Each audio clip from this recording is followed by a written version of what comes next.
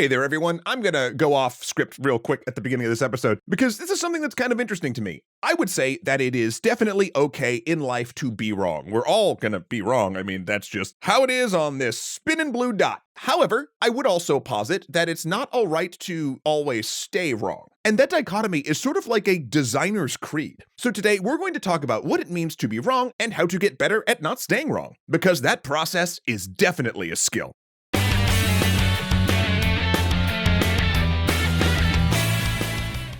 Thanks so much to 80,000 Hours for sponsoring this episode. If you're looking for a career path that can have a positive impact on the world, then stick around until after the episode, because they just might be able to help you find your dream job for free. In today's world, we've somehow come to the conclusion that being wrong is like the worst possible thing that there is. Rather than admit that they made a mistake or weren't right about something, you'll hear politicians, celebrities, corporations just double down and entrench. It's actually gotten to the point that it's become ingrained in our culture. And none of us, including myself, are immune to this. But I do think it's something that we have to unlearn to be better individuals and to be better designers. But how do we do that?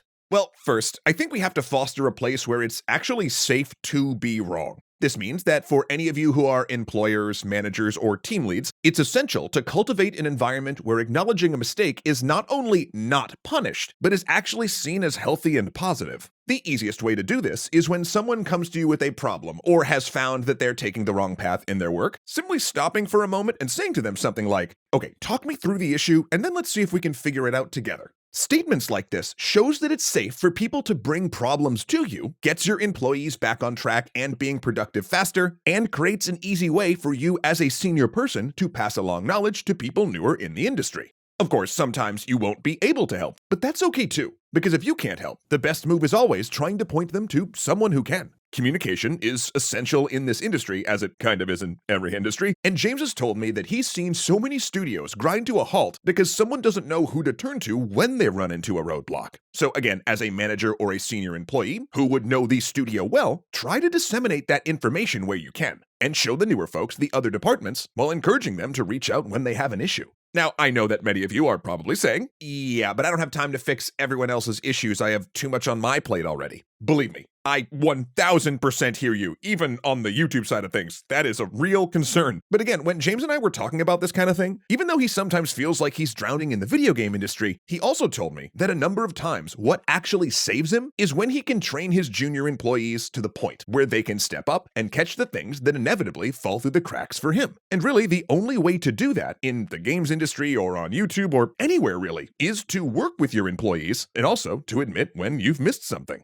But that, of course, is easy to say and harder to do. Heck, some of you might even remember a video we did a while back called Fail Faster. It's kind of our motto over here and we've referenced it a bunch. Well, in order to actually do that, you first have to be willing to be wrong. And believe me, I know this can be a scary proposition. If you're a leader on a project, it's easy to think people will lose respect for you if you admit to making mistakes. And as a new employee, it can feel like everyone will think you're a failure if you have to ask for help or confess to screwing up. And even when people try to make an environment feel safe to do this, it's still really hard. But I think there's ways that we can all get better at it. For instance, if you're just starting out, know this. No good boss, anyway, expects you to be perfect 100% of the time. They know you've got things to learn and growing to do. So with that in mind, if you don't admit your mistakes, if you just try to tough your way through them or hope that no one else notices, well, sooner or later, someone is going to find out, then your boss will be, honestly, with reason, upset.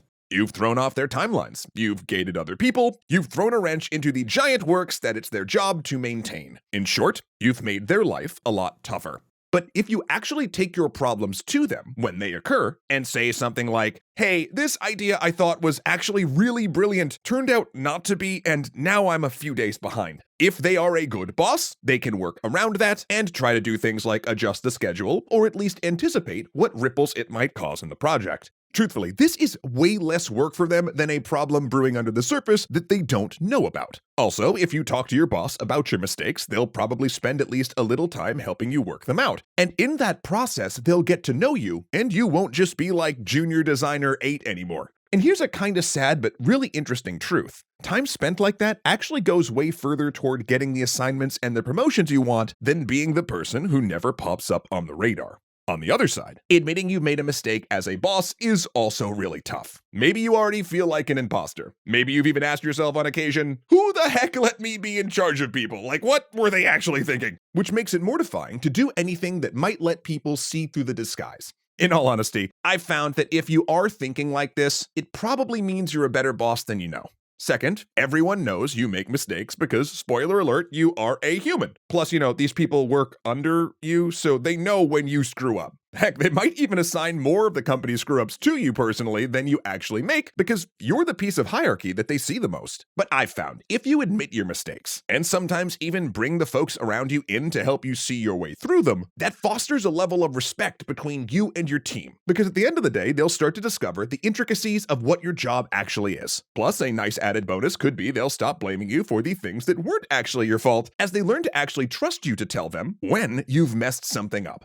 And even if you've gotten past your imposter syndrome, or heck, never experienced any of that at all, this holds just as true. People respect people for their competence, but also understand that that doesn't mean never making the wrong decision. It more means that you'll be trusted to get them out of that wrong decision as soon as you're aware of it. In game design specifically, this is important because you need to iterate. You rarely start with the perfect idea springing fully formed from your head after all, and you would not believe how many games James has seen that have been ruined because they fully committed to something that should have been called out as a mistake the very first time it was discussed in a meeting. So before you ever get a line of code in place or have an art asset made, there are a lot of steps you can do to double check your design if you are willing to accept its mistakes. First is in documents. Write your ideas down, sleep on them, then look at them the next day as if someone else handed them to you to evaluate. And really, you will be surprised how much, if you're open to the idea that your ideas could be bad, you will catch at that point just by reading them over in that mindset.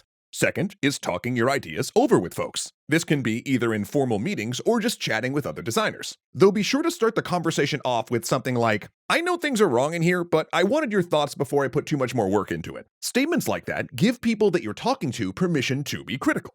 And finally, paper prototype. Have someone else run a playtest for you and observe. Then just really listen to what people say. And be sure to internalize any confusion or criticism as much as any praise. Now, if you can accept your mistakes and also learn the right lessons from working through them, it still won't actually make you avoid being wrong in the future, but that's not the important part, because you'll most certainly improve your design, be a better coworker for your whole team, and most importantly, you'll avoid staying wrong.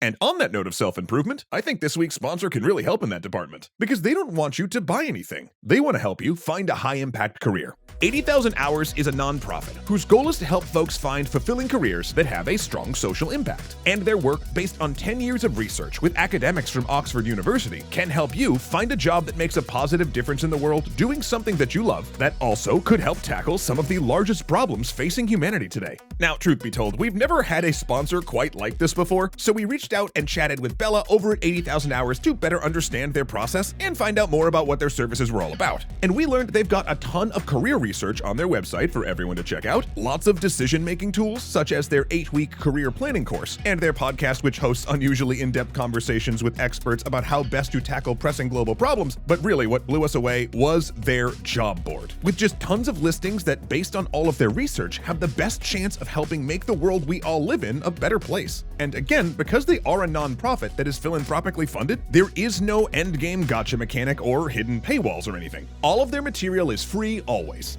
So if that sounds like something you think would be helpful in your current job or in helping you find a new career that you can feel great about, then you should sign up for their free newsletter via the link below. Then to start, they'll send you an in-depth guide that takes you through all the steps in making the best career plan for you and your 80,000 working hours that, on average, you'll spend in your lifetime. Look, I know figuring out what you want to do with your life is not easy. It took me way too long personally. But if you are feeling stuck, or even just curious, then check out 80,000 Hours for yourself and see if they can help. A million big old thanks to Skylar Holmes, Kuya Koi, Joseph Blame, Dominic Valenciana, Casey Muscha, Arcolite Games, Angela Valenciana, and Ahmed Ziad Turk for being fantastic legendary patrons.